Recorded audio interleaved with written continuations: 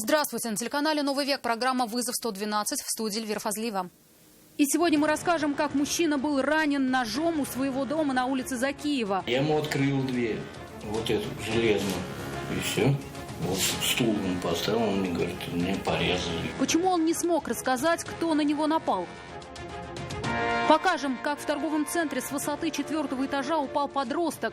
Все думали, что умер, все подбежали, начали. Тут прям толпа такая была. Чем закончились опасные игры. А также поиск водителя разбитой иномарки. Вот машина за это разбита, вы к ней отношения имеете или нет? Меня били, я не знаю, там машины, они меня били, получается. Кто же сидел за рулем Део Nexia? Это и не только. Прямо сейчас. 33-летний мужчина получил ножевое ранение поздним вечером на улице Закиева.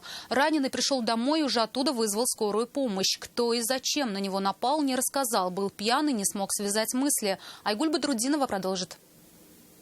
Я ему открыл дверь, вот эту железную, и все. Вот стул он поставил, он мне говорит, меня порезали. Увидев на пороге квартиры своего раненого брата, его родственник попытался оказать ему первую помощь. Одновременно уже сам пострадавший вызывал скорую. 33-летнего мужчину ударили ножом недалеко от дома. После этого он сам пришел домой и, сев на табуретку, стал дожидаться медиков. Ну, на себя нельзя. С груди, я понял. Да, вот по Z. Одно только ранение, да? Да, ну, и на куртке они посмотрели, все при полиции было. Там, ну, видно, как зашло. Мужчина понял, что его родственник пришел домой в алкогольном опьянении. Возможно, поэтому сам пострадавший не смог рассказать, кто и почему его ударил ножом. Сказал лишь, что его ранили на улице рядом с домом. С кем у него был конфликт, неизвестно. Однако у пострадавшего не пропали ценные вещи. А значит, целью нападения, скорее всего, было не ограбление. А у него до этого конфликта ни с кем не было, да? С кем он дома сидит, вот выезжает на машине за рулем и все. То есть сам по себе не конфликтный человек, да, он? Да, нет, конечно. И таких случаев никогда не было у него? Нет, конечно, что 33 года, молодой. Пострадавшего госпитализировали. Сейчас по данному факту полицейские проводят проверку и ищут нападавшего. Айгуль Бадрудинова, Айрат Назипов, Наиль Абдуллин, Вызов 112.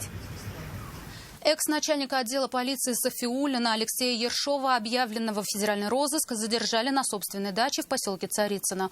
Он скрывался там с женой 3 недели. Напомним, полковника полиции подозревают в совершении 10 эпизодов преступной деятельности. Это превышение и злоупотребление должностными полномочиями, участие в незаконной предпринимательской деятельности и получение взяток. 8 октября 2020 года в отделе полиции Сафиуллина прошли обыски. Заместитель начальника отдела по охране общественного порядка Ильназ Сиддиков был задержан. Советский суд арестовал его до 8 декабря. По версии следствия, Алексей Ершов и Ильназ Сиддиков покровительствовали нелегальному бизнесу одной из ОПГ, торговым точкам и нелегальным стоянкам. Советским районным судом города Казани в отношении Ершова избрана мера пресечения в виде заключения под стражей с содержанием в следственном изоляторе города Казани сроком до 8 декабря 2020 года. 18-летнего уроженца ближнего зарубежья, подозреваемого в разбойном нападении, задержали на улице братьев Касимовых. Незадолго до этого в полицию поступило сообщение, что недалеко от одного из баров на улице Даурская лежит мужчина, встать не может. На место прибыли правоохранители и медики. Последние доставили его в больницу, где ему диагностировали ушиб головного мозга тяжелой степени. Пострадавший рассказал, что к нему на улице подошел неизвестный парень и попросил мобильный телефон, чтобы позвонить.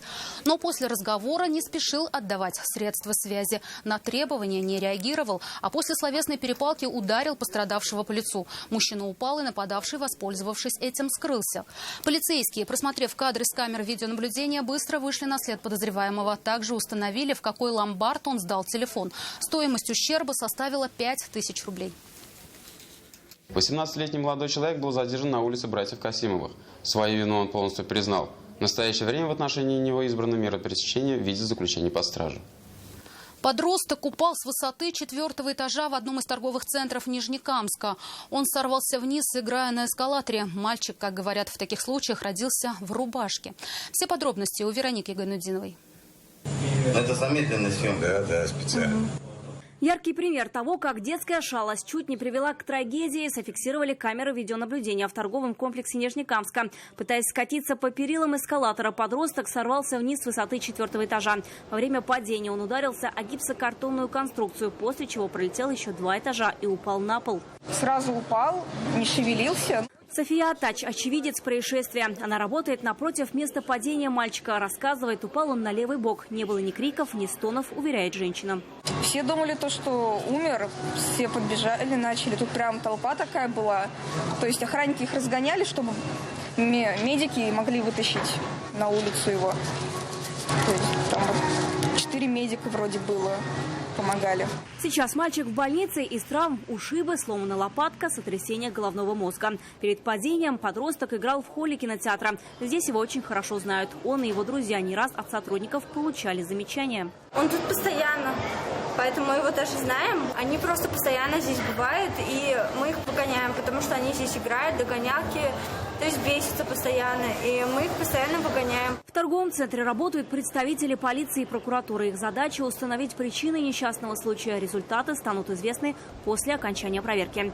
Вероника Гайнудинова, Александр Халин, Рафаэль Ракипов, Вызов 112. Задушил жену проводом от удлинителя. Об этом 61-летний мужчина, житель одного из сел Кукмарского района, рассказал своей дочери. Он позвонил ей сразу после содеянного, решив, что женщина мертва. Сообщил, что расправиться с супругой его заставила ревность, и рассказал о планах свести счеты с жизнью. Дочь мужчины сразу позвонила медикам. К их приезду ее мать была жива, и благодаря вовремя оказанной помощи жизни 53-летней женщины ничего не угрожает. Безжизненное тело мужчины позднее обнаружили в сарае дома. По данному факту Следственный орган Следственного комитета Российской Федерации по Республике Татарстан возбуждено уголовное дело по статье покушения на убийство. До 6 лет лишения свободы грозит организаторам незаконных азартных игр в Казани. Полицейские установили, что подозреваемые арендовали нежилое помещение, установили там компьютеры со специальными программами и устраивали азартные игры, получая за это деньги. Мужчин задержали и возбудили уголовное дело по статье «Незаконная организация и проведение азартных игр». В ходе проведенных сотрудниками подразделения экономической безопасности мероприятий незаконная игорная деятельность ликвидирована. С места происшествия изъято все игровое оборудование, системные блоки, а также документация. Водитель такси пострадал в результате аварии на проспекте Победы. По его словам, он ехал прямо по автобусной полосе, его подрезали, и, уходя от столкновения, он врезался в бордюр и вылетел на второстепенную дорогу. Ударившись об руль, мужчина получил травму головы. На место прибыли медики, они оказали ему помощь на месте, но от госпитализации водитель отказался. Деонексия с разбитым лобовым стеклом и спущенными колесами, стоящая наполовину на газоне, наполовину на проезжей части на улице Братская, привлекла внимание сотрудников полиции. Машина стояла с включенной аварийной сигнализацией. Ни рядом, ни внутри никого не было. Но вскоре стражи порядка заподозрили, что в автомобиле ехали двое нетрезвых молодых людей, которые проходили мимо. Вопросы полицейских они воспринимали в штыки. Продолжение истории в репортаже Айрата Назипова. Телеканал «Новый век». Вы все это записываете, да? Лобовое стекло разбито, 2 колеса спущены, работает аварийная сигнализация, внутри никого. Автомобиль, скорее всего, брошен в спешке после того, как вылетел с дороги на газон, чем припаркован таким странным образом. Но вскоре рядом с иномаркой стали прогуливаться двое парней. У обоих явные признаки алкогольного опьянения. Сопоставив эти два факта, стражи порядка предположили, что в машине были именно эти молодые люди. И когда у них попытались проверить документы и узнать, имеют ли они отношение к этому автомобилю, столкнулись с весьма вызывающей реакцией. Короче, мы идем с своим товарищем помимо этой улицы, да?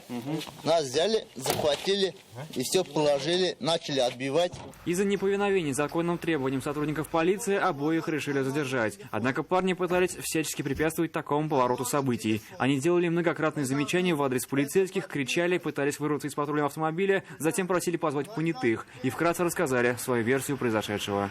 Вот машина за это разбита. Вы к ней отношение имеете или нет? Меня били, я не знаю, там машины, они меня били, получается. У одного из задержанных были при себе документы, однако бумаг, что именно он владеет разбитой машиной, не было. При этом собственник автомобиля совсем другой человек. Он, по предварительным данным, находится в Алькеевском районе. Фактически доказать в этом случае, что кто-то из парней управлял машиной, полицейские, скорее всего, не смогут. Нет ни свидетелей, ни записи с камер наблюдения. Заявления о ДТП нет, об угоне тоже. В этом случае автоинспекторы даже не могут эвакуировать машину. Собственник находится в Алькеевском районе. Сейчас машина так и будет находиться в таком положении до тех пор, пока ее не заберет водитель. Скорее всего, теперь обоим задержанным грозит административная ответственность за неповиновение сотрудникам полиции. Айрат Назипов, Наиль Абдуллин, Вызов 112.